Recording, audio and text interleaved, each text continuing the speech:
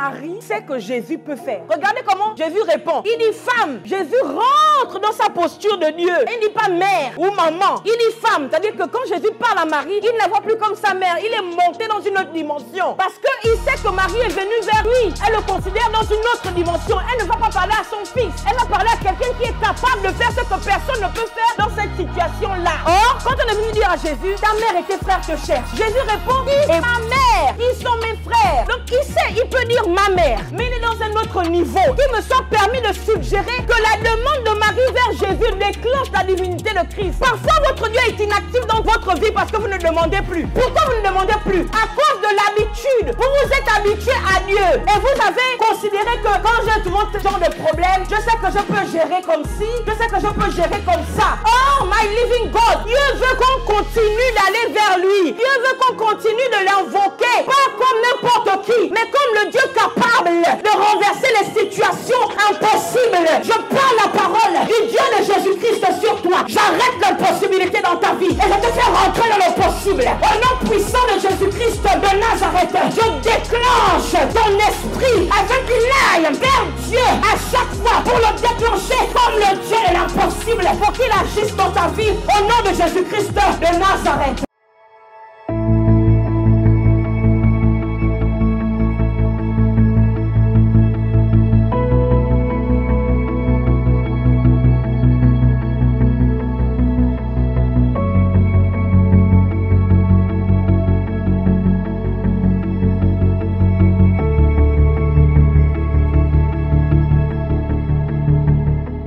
Actes des Apôtres, chapitre 2.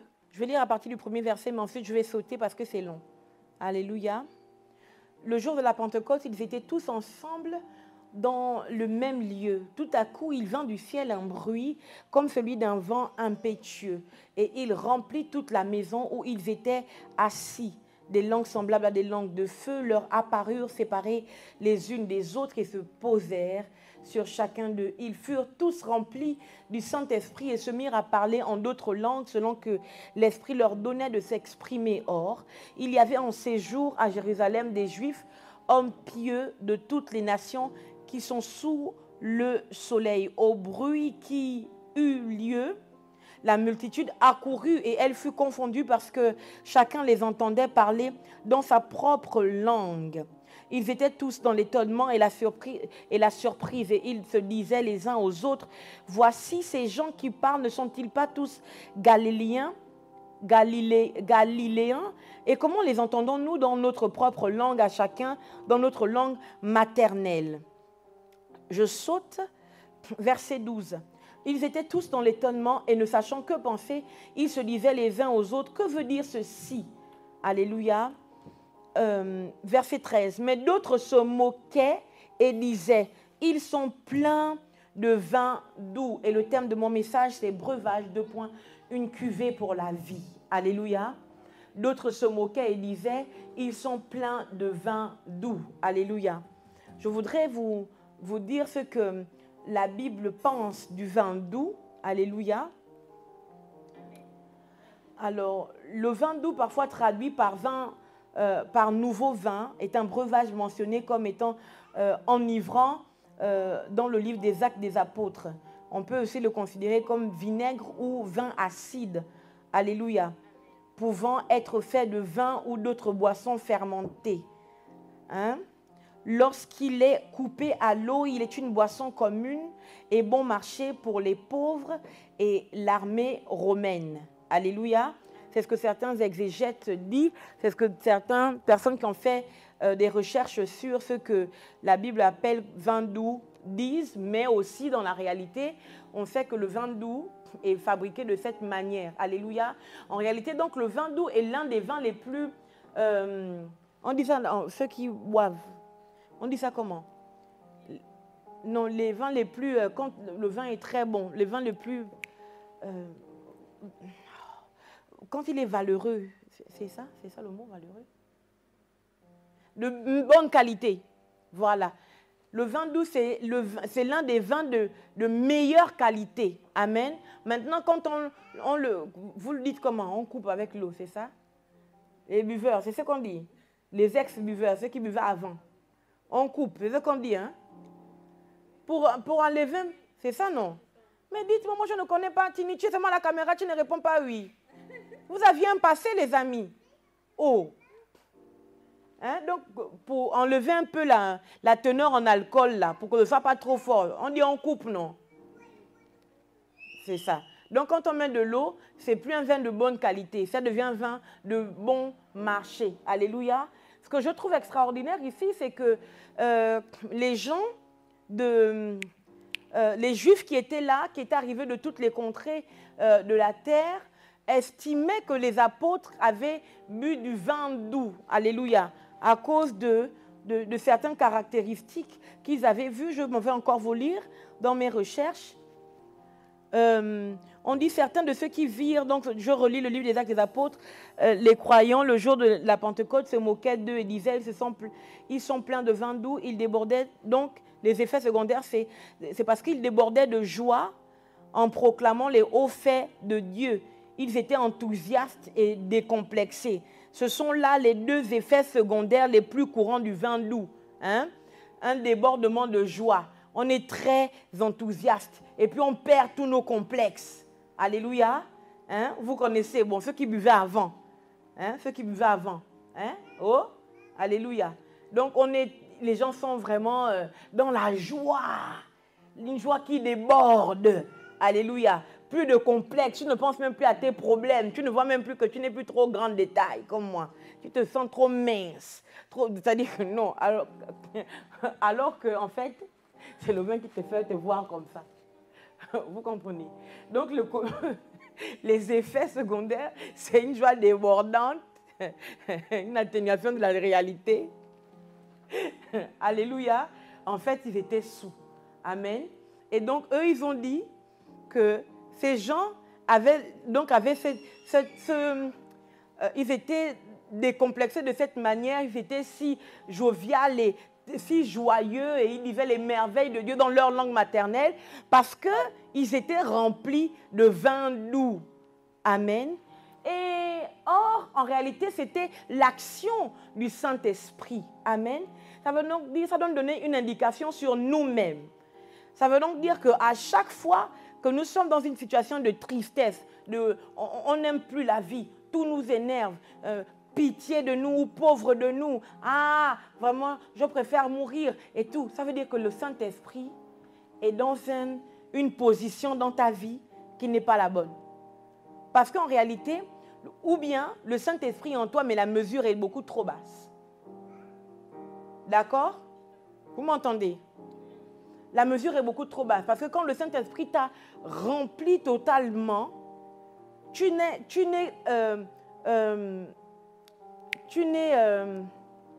es plutôt, voilà, tu es plutôt comme quelqu'un qui semble être en dehors de la réalité. Oui, le Saint-Esprit te fait sortir de ta réalité pour te faire vivre ta vérité. Ta vérité, c'est le fruit de l'Esprit.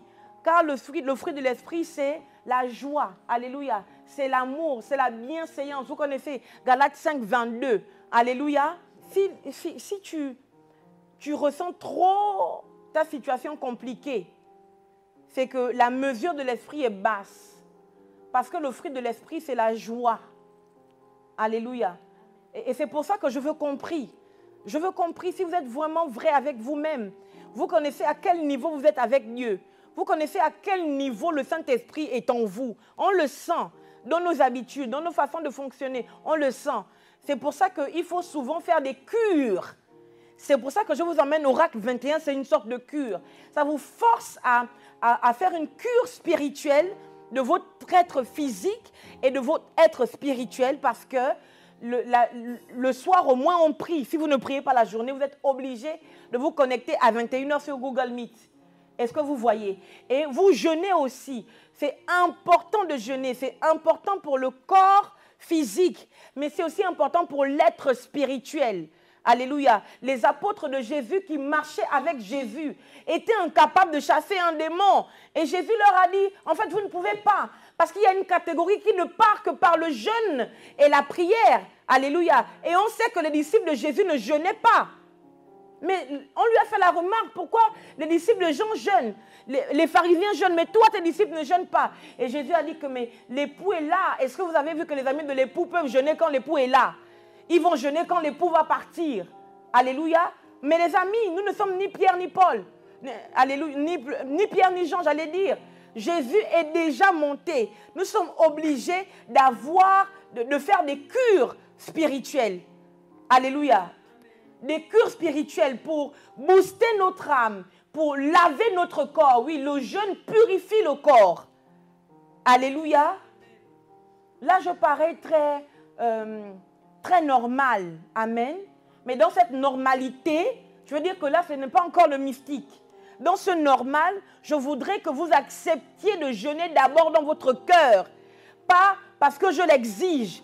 Ça veut dire que si vous rentrez en jeûne, le jeûne que l'Église a mis en place, mais que votre cœur ne veut pas jeûner, vous allez perdre votre temps. Est-ce que vous comprenez?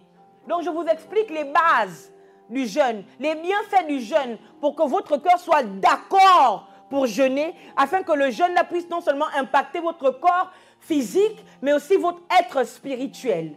Alléluia. Et donc, la Bible dit que ces gens étaient remplis de vin doux. Et c'est beau, pourquoi? C'est beau parce que le vin est aussi le symbole du sang. Alléluia. Le vin est un breuvage. Alléluia. Et spirituellement, Jésus-Christ, lorsqu'il donne son sang, il présente le vin et il dit, ceci est mon sang. Alléluia. Donc, ça veut dire que quand le Saint-Esprit arrive, il ne vient pas pour amoindrir la puissance du sang de Jésus. Les gens qui entendent ces personnes parler dans leur langue maternelle disent qu'ils ont consommé du vin. Alléluia. Et nous savons que l'Esprit de Jésus ne vient que pour confirmer la puissance de l'œuvre de Jésus-Christ qui se manifeste par l'alliance du sang. Alléluia. Je nous laisse ouvrir un autre passage. Jean 2, à partir du premier verset, vous le connaissez, ce sont les noces de Cana. 3 jours après, il y eut des noces à Cana en Galilée. La mère de Jésus était là et Jésus fut aussi invité aux noces avec ses disciples. Le vin ayant manqué, la mère de Jésus lui dit, ils n'ont plus de vin. Jésus lui répondit, femme, qu'y a-t-il entre moi et toi? Mon heure n'est pas encore venue. Sa mère dit au serviteur, faites ce qu'il vous dira. Or, il y avait là 6 vases de pierre. Or, il y avait là 6 vases de pierre destinés aux purifications des Juifs et contenant chacun 2 ou 3 mesures. Jésus leur dit, remplissez d'eau ces vases, et ils les remplirent jusqu'au bord. Puisez maintenant, leur dit-il, et portez-en à l'ordonnateur du repas. Ils en portèrent. Quand l'ordonnateur du repas eut goûté l'eau changée en vin, ne sachant d'où venait ce vin, tandis que les serviteurs qui avaient puisé l'eau le savaient bien, il appela l'époux et lui dit, tout homme sert d'abord le bon vin, puis le moins bon après qu'on s'est enivré. Toi, tu as gardé le bon vin jusqu'à présent. Tel fut à Cana, en Galilée, le premier des miracles que fit Jésus. Il manifesta sa gloire et ses disciples crurent en lui. Cette histoire est une très très belle histoire. Alléluia.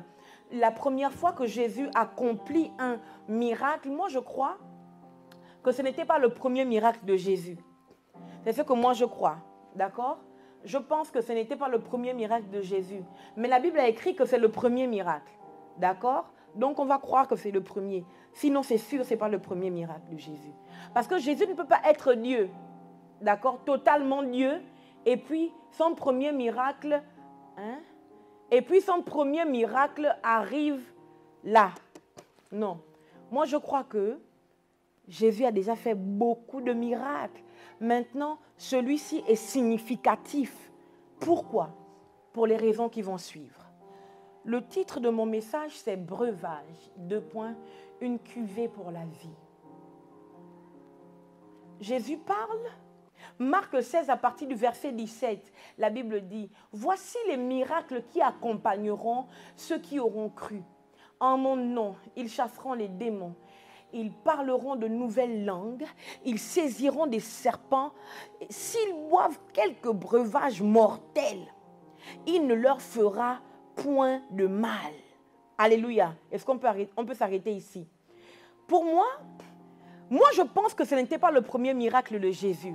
L'une des preuves que ce n'était pas le premier miracle de Jésus, c'est que quand il manque du vin à ce mariage, Marie va vers Jésus dire qu'il n'y a plus de vin. Ça veut dire que Marie a déjà vu son enfant faire les miracles. Marie sait que son enfant, ce n'est pas un enfant normal. Marie sait que l'enfant là, il fait nuit parce que la fête est avancée, c'est le mariage. La fête est avancée, alléluia. C'est des Juifs. Les Juifs ne manquent pas de vin chez eux. Dans un mariage, s'il n'y a plus de vin, en réalité, on peut envoyer chez un voisin, chercher une cuve, d'accord? Donc, Marie sait que Jésus peut faire. En fait, donc, quand il manque le vin la nuit, on peut envoyer chez un voisin, prendre une cuve, alléluia, et puis essayer d'entretenir les gens avec ce vin-là. Mais la Bible déclare que quand Marie se rend compte qu'il n'y a plus de vin, alléluia, Marie va voir Jésus et elle leur dit, il n'y a plus de vin. Et le langage de Jésus et Marie, on sait, alléluia, on sait que ce n'était pas le premier miracle de Jésus. On sait que Marie sait que Jésus peut faire. Regardez comment Jésus répond. Elle dit, il n'y a plus de vin. Jésus peut dire que, oh, mais je vais faire comment? Je n'ai pas le vin. Alléluia. Jésus répond, qu'y a-t-il? En fait, il dit, femme. Jésus rentre dans sa posture de Dieu.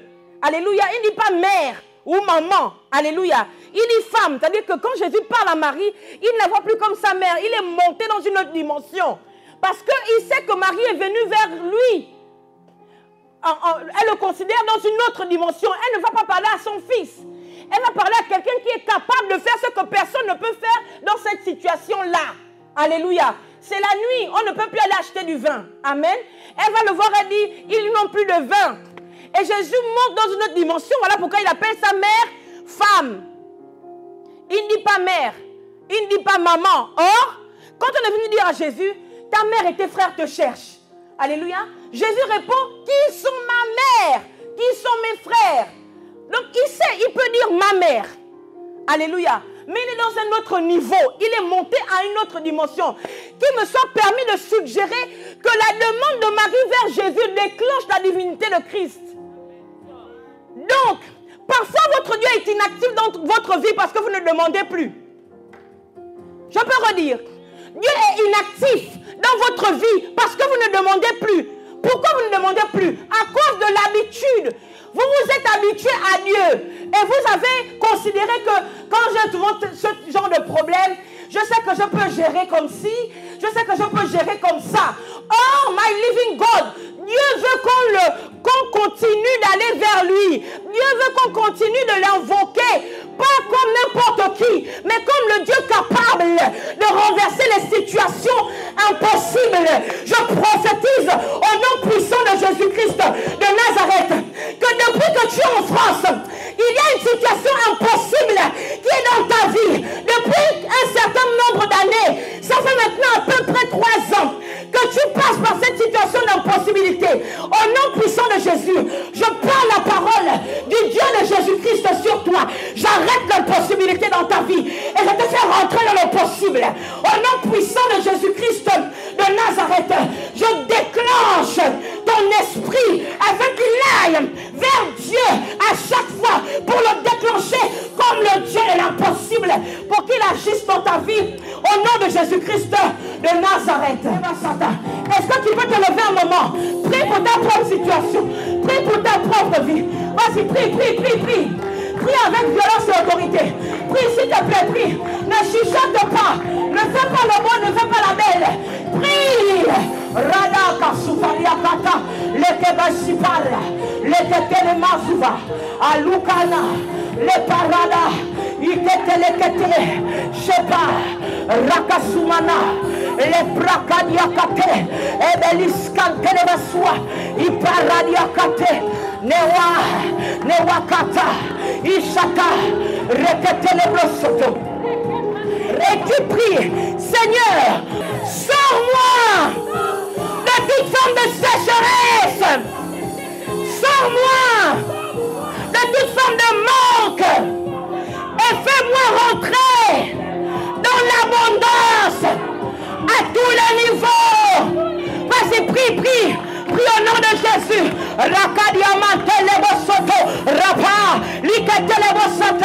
Est-ce que son Dieu est là? Est-ce que tu peux prier? Prie, prie. Les sata, les prakate, et les ketelebasata, rakadiamande, reketelebosa, les prakate, les ketelebosoto, ripa, shema, radaya kosete, les prakate lebosoto, les barakate lebosa. Hey, hey. Alléluia. Dans le nom de Jésus. Amen. Amen. Alléluia. Donc je crois que Marie savait exactement qui était son fils. Alléluia. Enlevez-moi ça s'il vous plaît. Je crois que Marie savait exactement qui était. Elle savait exactement qui était son fils. Voilà pourquoi lorsqu'elle va vers Jésus-Christ, alléluia, amen. Jésus monte dans une autre dimension parce que Marie lui fait une demande. Alléluia. Faites des demandes à Dieu. Ne le laissez pas se reposer. C'est un Dieu d'activité. C'est un Dieu actif. Alléluia. Et il dit, mon heure n'est pas encore venue. Et Marie leur dit, faites tout ce qu'il vous dira. Alléluia. Ce qui est merveilleux, c'est que je crois que lorsqu'on demande à Dieu, amen, il est supposé répondre. Amen. Et donc, dans sa réponse, il est supposé nous dire ce qu'on doit faire. Alléluia. Quand on demande à Dieu, c'est par rapport à un sujet. Dieu est obligé de nous répondre ce que nous devons faire humainement pour que la situation se règle. Or, ce que nous avons appris, je ne sais pas par quel moyen, c'est qu'une fois qu'on a demandé à Dieu, Dieu va faire. Non! Dieu ne fait jamais. Dieu donne une réponse pour que toi tu fais quelque chose d'humain à ton niveau humain pour que la chose change. Vous me comprenez? Agnambie. Dieu te répond et il te donne une idée divine pour que tu puisses la pratiquer afin que ta situation change. Est-ce que tu comprends? Amen. Et puis, la Bible dit, or, il y avait là des vases remplis d'eau pour la purification. Or, comme pour dire qu'en fait, vous cherchez une solution, mais en réalité, ce qui est là devant vous, c'est ça que Dieu veut utiliser. Je te parle. Alléluia. Je te parle. Ce n'est pas ça mon propos. Si je rentre dans le or, je vous dis la vérité, on ne va pas s'en sortir. Ce n'est pas ça mon propos. Et Jésus donc dit aux gens de servir, de prendre l'eau. Il faut que je lise. Aïe, aïe. Or, il y avait là 6 vases de pierre destinés aux purifications des Juifs et contenant chacun 2 ou 3 mesures. C'est pas grave. Je prêcherai sur ça la semaine prochaine par la grâce de Dieu. Parce que c'est trop important. Non, c'est pas grave, c'est pas grave. Jésus leur dit, remplissez d'eau ces vases. Et ils les remplirent jusqu'au bord. C'est beau. C'est beau parce que les vases ne sont pas secs. D'accord? Les vases ne sont pas pleins. Je veux dire, ils ne sont pas vides et donc ils ne sont pas non plus pleins. Alléluia. Il y a déjà une certaine mesure dans les vases. Et Jésus demande de remplir. Alléluia. Je comprends donc qu'on a un problème. On a un problème parce que nous, on croit que Dieu va agir dans notre existence, dans notre stade de sécheresse, dans notre stade le plus bas. En fait, Dieu veut, quand il dit « lève-toi, prends ton lit et marche », la personne à qui Jésus parle est impotente des pieds. Alléluia. Mais il faut que, c'est comme si Jésus veut nous emmener à comprendre que le miracle, my living God, lorsque Dieu fait un miracle dans nos vies, la vérité, c'est que lorsqu'il s'approche de nous pour faire le miracle, il vient vers nous en tant que le Dieu de l'impossible. Mais le fait qu'il s'approche de nous, il active en nous la divinité. Pour que le miracle se fasse de son côté, alléluia, il apporte une partie du miracle et toi, tu apportes une autre partie de ton miracle. C'est comme la femme à la perte de sang. Elle a dit, j'irai et je toucherai le pan de sa robe. Alléluia. Et puis la force est sortie de Jésus parce qu'elle a activé quelque chose à l'intérieur d'elle qui était désactivé. Je ne comprends pas. Si cette femme a consulté des médecins par-ci, par-là, c'est parce qu'elle avait la foi de trouver la guérison dans ces médecins. Mais qu'est-ce qui a fait? En fait, la foi qu'elle a utilisée en touchant le pan de la robe de Jésus était-elle différente de la foi qu'elle a eue en consultant les médecins? Je ne crois pas. Mais parce que tu ne peux pas aller vers un médecin si tu ne crois pas que tu peux être guéri. Alléluia. Je ne crois pas. Mais qu'est-ce qui s'est passé?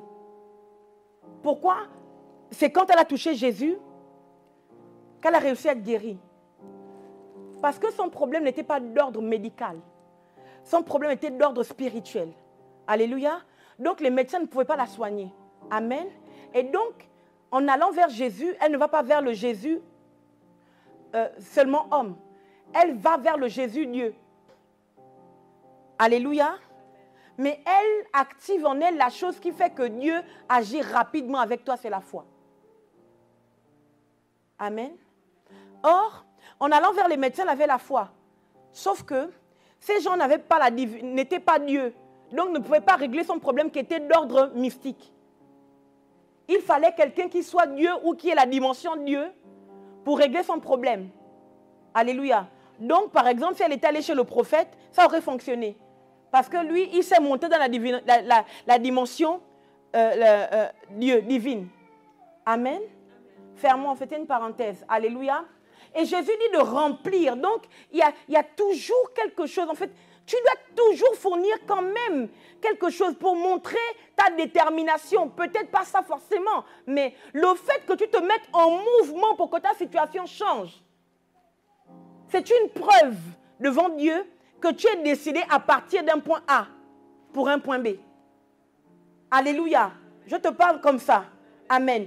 Et donc Jésus-Christ demande de remplir le peu qu'il y avait déjà. Et le peu qu'il y avait déjà, c'était de l'eau réservée pour la purification. Hein?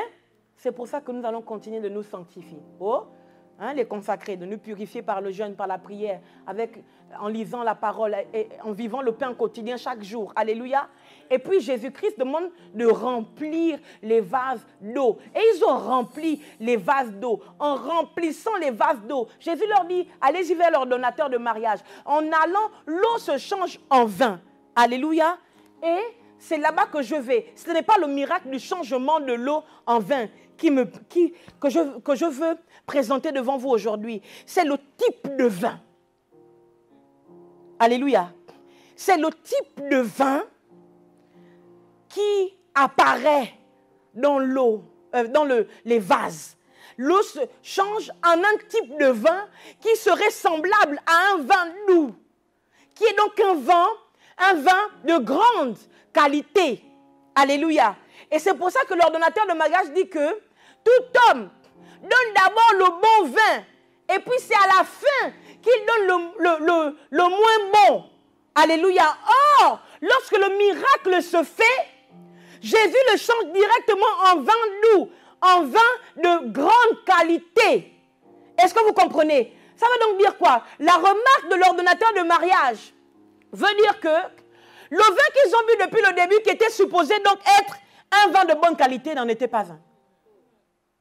Ça veut donc dire que le vin que Jésus a transformé, du moins l'eau que Jésus a transformée en vin, était de meilleure qualité que le vin qu'ils ont bu depuis le début. Est-ce que vous entendez? Alléluia. Et donc il fait la remarque parce que le vin qui vient vers eux, c'est un type de vin qui vient de l'esprit, qui est supposé détruire le stress qu'ils avaient quand il n'y a plus le vin. Mon Dieu, on va faire comment? Alléluia. Et qui emmène encore d'abondante joie. Aïe, aïe, aïe. Et ce n'était pas seulement un vin. Si c'est fait de manière miraculeuse, ça veut donc dire que c'est une sorte de breuvage. Je l'explique. Je vais l'expliquer, je vais l'expliquer. Si ça a été fait par demande pour le miracle, c'est que si ça vient de Dieu, ça ne peut pas être quelque chose de naturel. C'est obligé d'être quelque chose de surnaturel. On est d'accord? Et si c'est quelque chose de surnaturel, c'est une sorte de breuvage. Parce que le breuvage, on s'assoit pour dire on mélange ça, plus ça. On prend telle écorce, plus telle feuille. Vous voyez ce que je veux dire? C'est quelque chose de surnaturel. Donc la première fois que Dieu fait une sorte de breuvage, c'est pour une famille. Une famille qui est en détresse. Oui, parce qu'il n'y a plus de vin. La fête de mariage est en train de se gâter. C'est important, pourquoi? Ce que je dis. Parce que dans les fêtes juives, s'il manque de vin, ce n'est pas une fête. Parce que ce qui montrait que la fête juive a réussi, c'est la qualité du vin. Vous entendez?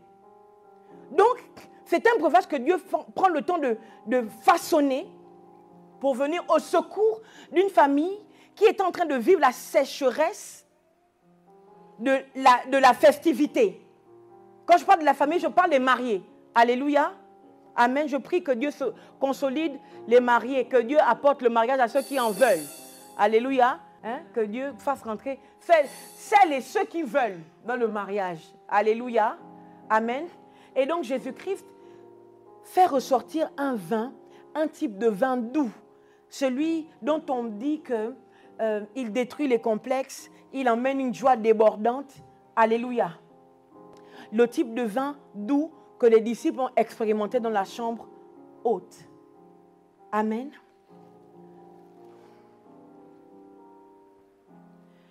Une cuvée pour la vie. Jésus sait qu'il va partir. D'accord?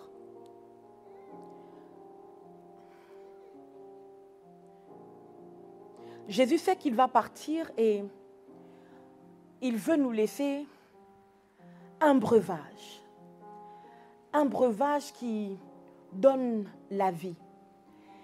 Et en principe, ceux qui marchent avec lui ont bu du vin lors de leur repas avec Jésus-Christ. Et Jésus n'a jamais donné l'impression que ce vin était plus important que ça, était si important que ça, si ce n'est que du vin. Alléluia. Et puis, à sa dernière soirée avec ses disciples, Jésus fait quelque chose d'extraordinaire. Et il prend le vin et il dit, ceci est mon sang que je donne pour vous. Je suis très intriguée parce que Jésus dit ce genre de choses. Pourquoi? Je suis intriguée parce que lorsque Jésus révèle désormais à ses disciples que, en réalité, le vin que vous allez boire, ce n'est pas le vin. C'est un breuvage. C'est le sang. D'accord?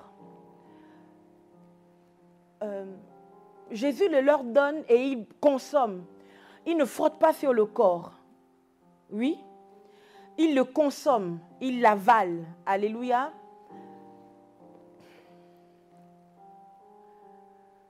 Je suis très intriguée parce que lorsque Jésus est flagellé, lorsqu'on le cloue sur la croix, lorsque son sang coule, on ne vient pas avec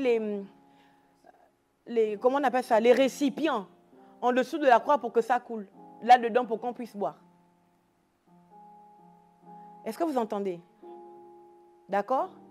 Non, le sang de Jésus, depuis Gethsémane, va couler au sol. Alléluia. Mais avant qu'il ne coule au sol, Jésus a déjà donné une sorte de breuvage à ses disciples et les a incités à le boire. Est-ce que vous entendez? Alléluia. Et les a incités à le boire. Et je me suis demandé pourquoi? Pourquoi Jésus veut qu'on boive? Pourquoi il veut que les gars boivent le vin? Hein? Qui boit, oh, ceci est mon sang. D'accord? Et puis les gens, vous le ferez. Faites ceci en mémoire de moi. À chaque fois que vous allez vous retrouver. Et puis Jésus, est-ce que je peux avoir le passage, pasteur Antonia? Et puis finalement, ils vont boire. D'accord? Ils vont le boire. Pourquoi c'est nécessaire? D'accord? pourquoi est-ce nécessaire que Jésus leur donne le vin, ou du moins le sang, avant que son sang physique ne coule? Alléluia. Pourquoi? Parce qu'en fait, on réalise que lorsque Jésus est en train de perdre du sang sur la croix, sur la montagne, enfin, en marchant, quand on l'a flagellé, on arrive sur la croix, maintenant on l'y cloue. Alléluia.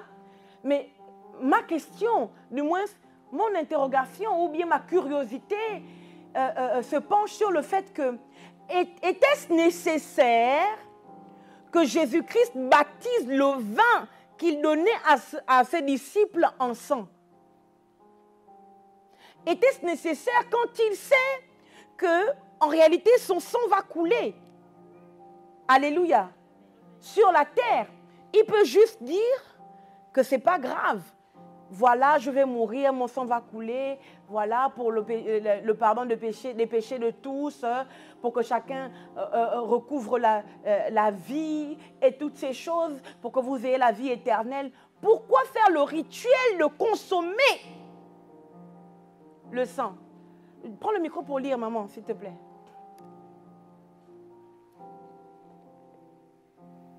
Alors, je lis la parole en Luc 22, à partir du verset... je vais commencer au verset 17. Ayant pris une coupe et rendit grâce, il dit: Prenez cette coupe et distribuez-la entre vous, car je vous le dis, je ne boirai plus désormais du fruit de la vigne jusqu'à ce que le royaume de Dieu soit venu. La partie qui nous intéresse, donc verset 19. Ensuite, il prit du pain et après avoir rendu grâce, il le rompit et le leur donna, en disant: Ceci est mon corps qui est donné pour vous, faites ceci en mémoire de moi. Il prit de même la coupe après le souper et la leur donna en disant: Cette coupe est la nouvelle alliance en mon sang qui est répandue pour vous. Cependant, voici, la main de celui qui me livre est avec moi à cette table. Le Fils de l'homme s'en va selon ce qui est déterminé, mais malheur à l'homme par qui il est livré. Amen. Relis la partie où il dit: Ceci est mon corps, ceci est mon sang. Ceci est mon corps qui est donné pour vous. Faites ceci en mémoire de moi. Il prit de même la coupe après le souper et la leur donna en disant: Cette coupe est la nouvelle alliance en mon sang qui est répandue pour vous. Alléluia. En mon sang qui est répandu pour vous. Alléluia. Donc, d'avance, on sait que quand le sang va couler, c'est une aspersion parce que répandu, on ne fait pas une goutte, c'est quelque chose qu'on jette pour répandre. Donc, c'est l'aspersion. Alléluia. Entre-temps, avant ce dernier jour de Jésus avec ses disciples, en Jean 6, 54, il dit: Celui qui mange ma chair et qui boit mon sang a la vie éternelle, et je le ressusciterai au dernier jour. Verset 56, il dit: Celui qui mange ma chair et boit mon sang demeure en moi et je demeure en lui.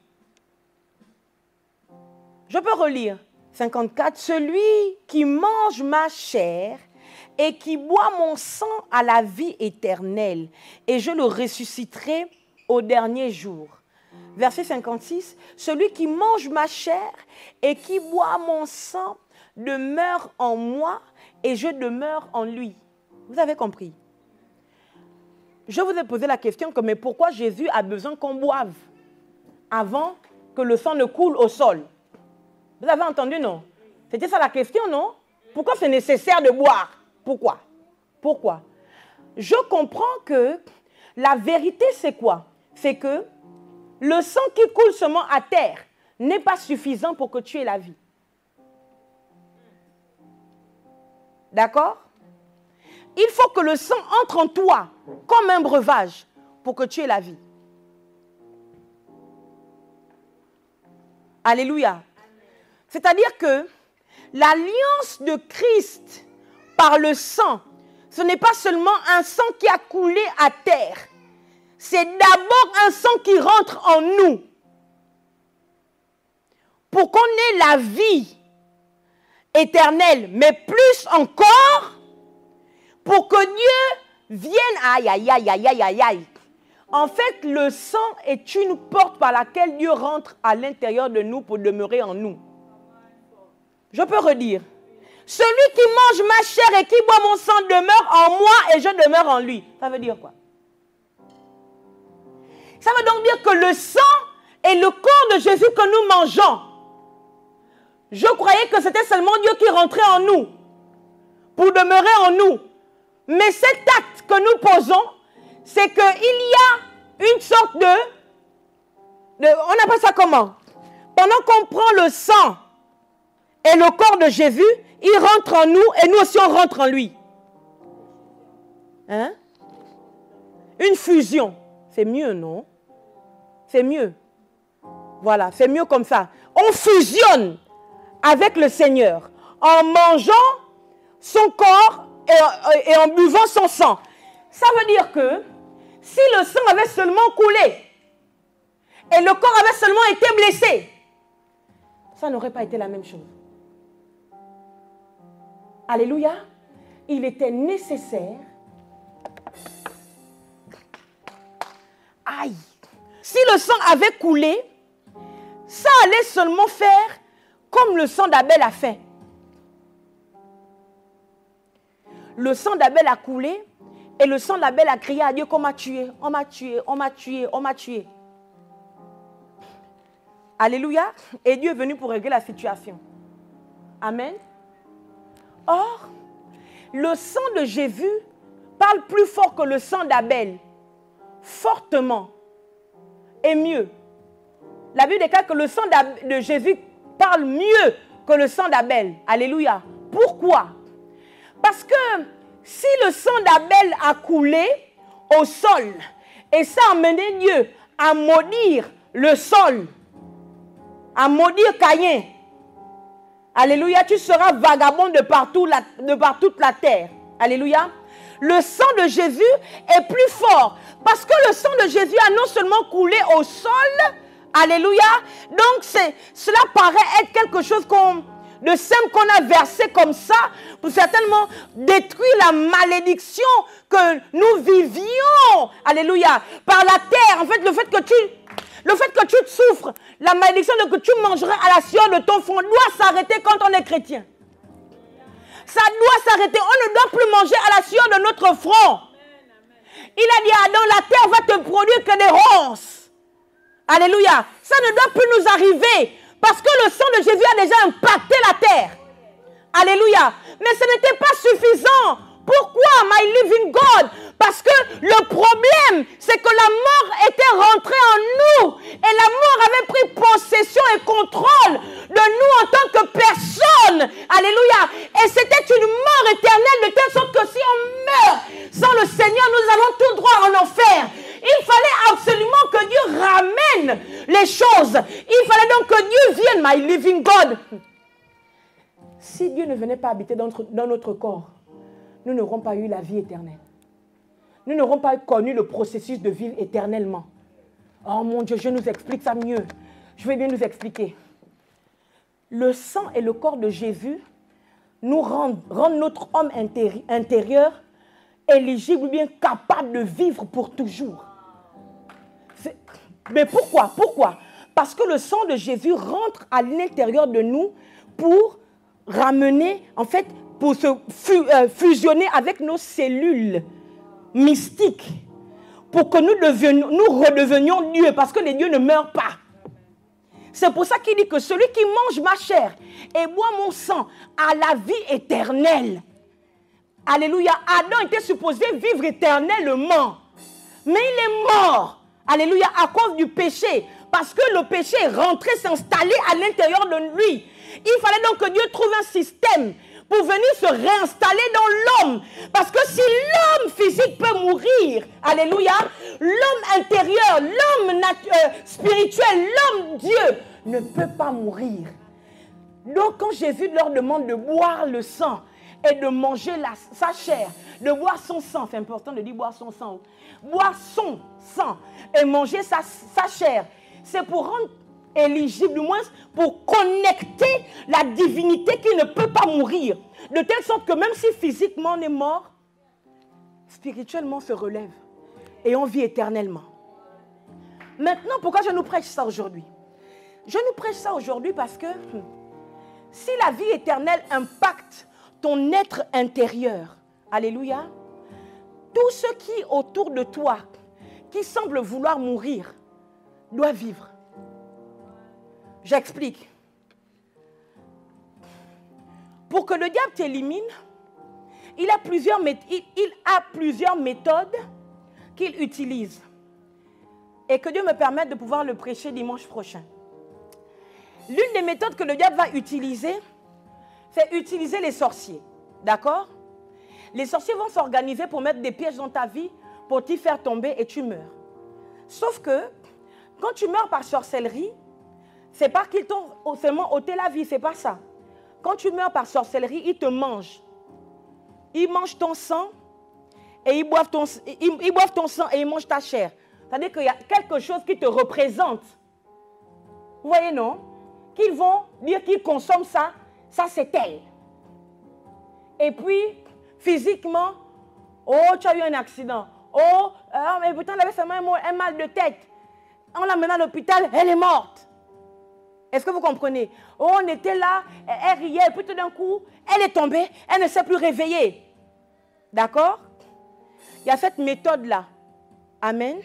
La méthode des mangeurs de sang et de buveurs, des buveurs de sang et de mangeurs de chair. La Bible dit, alléluia, et comme maintenant le prophète prophétise, il dit que tes ennemis mangeront leur propre chair et boiront leur propre sang. Pourquoi il dit propre chair et propre sang? Pourquoi ils mangeront leur chair et boiront leur sang? Parce que leur projet dans la sorcellerie, c'est de manger ta chair et de boire ton sang. Donc Dieu les retourne par un esprit de confusion pour qu'ils soient obligés de se manger eux-mêmes et se boire eux-mêmes et donc être éliminés pour que ta vie soit sauvée. Alléluia.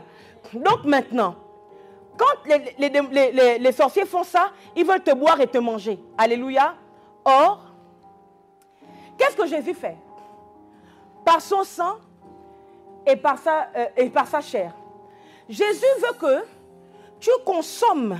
La deuxième méthode, voilà, avant de parler de ça. La deuxième méthode pour que le diable te tue, c'est que ils vont libérer une maladie en toi. Alléluia.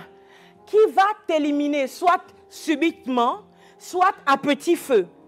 Ça revient au même. Ils t'ont quand même mangé et ils ont bu ton sang. Tu meurs. Alléluia.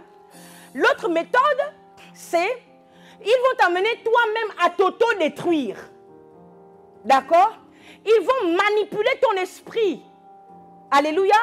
Pour que toi-même, tu poses des actes qui vont atteindre ta chair et te tuer. C'est-à-dire que ton esprit est déjà emmagasiné. Ils ont déjà capturé ton âme. J'avais prêché un jour dans Oracle 21 sur les capteurs d'âme, ceux qui capturent les âmes des gens. Vous vous rappelez? À partir du texte de Psaume 35, je crois. J'avais prêché sur ça à 5 heures du matin ou à minuit à Oracle 21 sur Internet. Donc, ils vont capturer ton âme, embrigader ton esprit, d'accord? Pour que toi-même, en fait, tout ce que tu fais, c'est ce qu'on appelle, ce n'est pas les envoûtements de gens faibles. C'est un profond envoûtement où, en fait, ils te possèdent, ils t'ont envoûté. Maintenant, c'est toi qui veux absolument aller te droguer, absolument aller coucher ça et là, absolument aller boire, absolument aller faire des choses qui vont détruire ta chair. Vous comprenez? Parce qu'ils ont essayé de te manger, ils n'ont pas réussi. Ils vont t'amener toi-même à t'auto-détruire. Et puis tu vas aller avec une femme ou un homme sans préservatif. La personne a le sida. C'est fini. Tu vas aller te droguer ou bien fumer. Tu vas détruire tes poumons. Et puis on arrive au stade, ah, madame ou bien, ah, monsieur. Eh bien, vos poumons, c'est fini, c'est la fin. Parce que vous savez que la cigarette, ça ne se résorbe pas. Vous savez ça, non? Quand on fume, l'alcool, ça peut se résorber, ça quitte. Mais la cigarette, quelles que soient les années, quand on va faire des scanners de poumons, on va toujours voir les traces de la cigarette. C'est comme la césarienne, ça reste. Vous comprenez? Donc, il t'emmène à t'auto-détruire. Alléluia. Et puis, à la fin, quand tu as commis l'acte qu'il ne fallait pas, c'est fini. c'est fini pour toi. C'est la deuxième méthode qu'ils peuvent utiliser. Maintenant, moi, je vais vers la première méthode où ils prennent quelque chose qui te représente, ils mangent et puis tu es mort. Donc, ils ont bu ton sang et ils ont mangé ta chair. Maintenant, j'explique. Jésus nous fait manger son sang, sa chair, et nous fait boire son sang. Pourquoi? Parce que ce que Jésus veut, c'est non seulement tuer la chose, comment dire ça? C'est non seulement tuer la chose qui est dans tous les hommes, qui les réduit ou les empêche d'obtenir la vie éternelle, d'accord? Que nous avons hérité tous d'Adam. Hein? C'est non seulement tuer ça, mais mieux encore. Lorsque nous buvons le sang de Jésus et nous mangeons la chair de Jésus, Dieu renforce nos cellules, non seulement spirituelles, mais physiques aussi. Dieu les renforce de telle sorte que physiquement, donc quand je parle de physiquement, je parle de la science, d'accord? Les maladies, les infirmités ne peuvent pas s'accrocher à nous parce que nos gènes, nos organes, nos cellules physiques de notre corps sont affectées, alléluia, par le sang et par le corps de Jésus.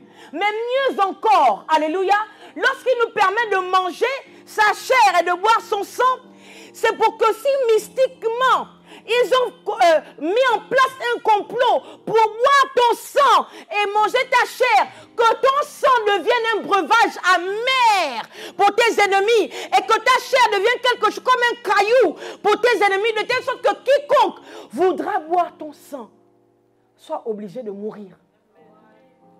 Est-ce que je nous parle? Permettez-moi de prophétiser sur vos vies. Au nom de Jésus, quel que soit le couvent de sorcellerie, quelle que soit l'alliance maléfique de sorcellerie contre vos vies, quelles que soient les alliances de vos arrière-grands-parents, de vos maris, de vos femmes, quelles que soient les alliances qui ont été faites pour pouvoir manger votre chair et boire votre sang, pour écourter vos vies, au nom de Jésus-Christ de Nazareth, je maudis ces alliances et j'impose l'alliance de Christ au nom de Jésus, de telle sorte que lorsque vous allez prendre le sang et la chair de Jésus dans quelques minutes, je prophétise et j'annonce que si il y avait un programme pour manger votre chair et boire votre sang, au nom puissant de Jésus-Christ de Nazareth, qu'à travers le sang de Jésus que vous allez consommer, votre sang devienne amer pour tout sorcier qui voudra vous toucher, au nom de Jésus, que votre chair devienne dure comme du caillou, comme du diamant, de telle sorte que vous soyez incroquable, immangeable par tout ennemi de vos vies, au nom puissant de Jésus. Est-ce que tu peux te lever et commencer à prier contre toute activité de sorcellerie, contre ta vie? Maudis les maladies mystiques, maudis tout ce que le diable envoie contre toi sous forme de maladies scientifiques. Prie, prie, prie, prie. Rapasekete, la parakadia mama.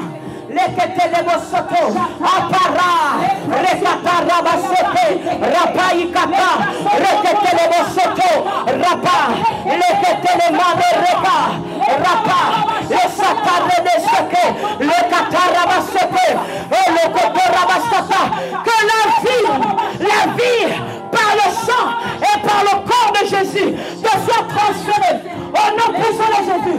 Prie, prie, prie, prie. Les katarabashekete, les katarababasaka, les parakate les bosses, les katarabaseke, les katarabaseke. Répète après moi. Oh Dieu, oh Dieu, que le sang de Jésus affecte mon sang, de telle sorte que mon sang devienne un breuvage mortel pour tout ennemi de ma vie, pour tout sorcier de ma vie,